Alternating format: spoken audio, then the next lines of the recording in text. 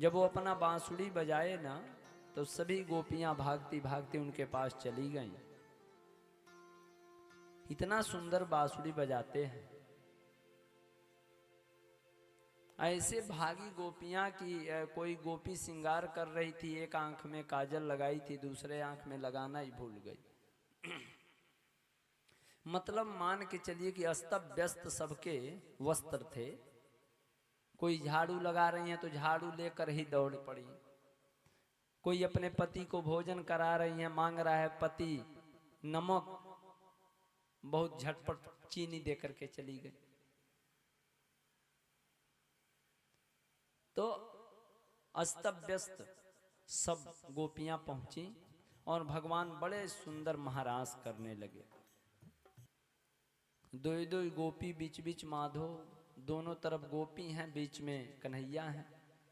बड़ा सुंदर महारास रसाए, जितने गोपी उतने कन्हैया बन गए थे। ये कथा सुना रहे थे सुखदेव स्वामी, राजा परीक्षित ने कहा कि भगवान ये कथा जो आप सुना रहे हैं, ये कथा समाज में कितना कल्याण करेगा। कलयुग में तो जितने लोग होंगे ये सभी बड़े तार्किक होंगे, और तार्किक होंगे ही कुतर्क बहुत करेंगे। तो इसलिए लोग ये कह सकते हैं 1% कि ईश्वर अंश जीव अविनाशी। मतलब वो परमात्मा जो लाखों गोपियों के साथ में महाराज किए, हम उन्हीं के अंश हैं। तो हम भी ऐसे चरित्र कर सकते हैं, कोई दोष तो नहीं होना चाहिए।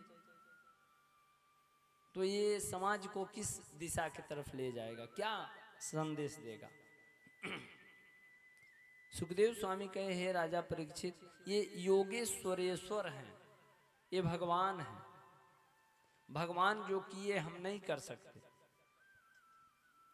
भगवान जो करेंगे वो हम करना चाहेंगे तो वो तो अपने कानी अंगुली के एक नख पर 7 दिन 7 रात गोवर्धन पर्वत उठाए थे, 7 कोस का। हमारे ऊपर 5 कुंटल रख दिया जाए तो हम लोग रोक पाएंगे? तो जब नहीं कर सकते तो वो जो किए वो कैसे करेंगे हम। यही तो सबसे विचित्र बात है कि भगवान राम ने जो किया वो करना चाहिए, और भगवान कृष्ण ने जो कहा है वो करना चाहिए। क्योंकि भगवान राम मर्यादा पुरुषोत्तम हैं, वो मर्यादित रहे हैं, और भगवान श्री कृष्ण लीला पुरुषोत्तम हैं दोनों एक।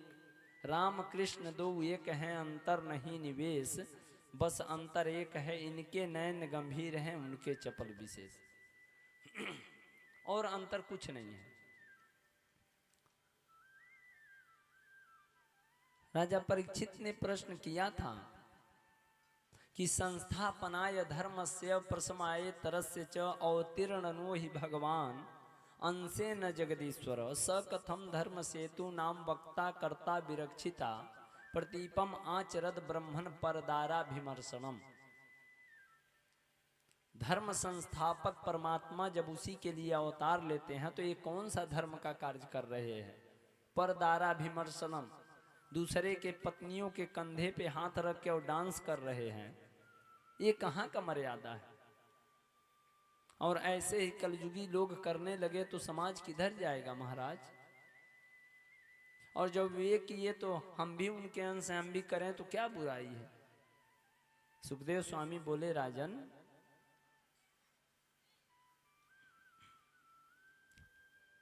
धर्मो व्यतिक्रमो दृष्ट ईश्वराणाम च साहसम तेजी यसाम न दोषा या वहने सर्वभुजो यथा। आप बताओ राजन, सूर्य प्रकाश देते हैं, गंदगी पर भी देते हैं और मंदिर के शिखर पर भी देते हैं।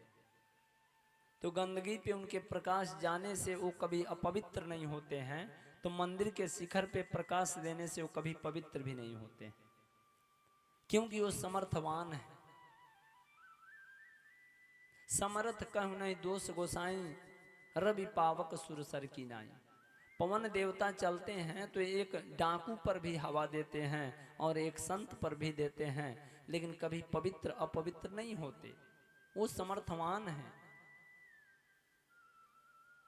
पापी व्यक्ति भी मरता है तो श्मशान घाट पे ले जा करके अग्नि जलाया जाता है, अग्नि जला करके भस्म करती है, और एक संत को भी जला करके भस्म करती है, लेकिन उसमें कभी पवित्रता अपवित्रता नहीं होती।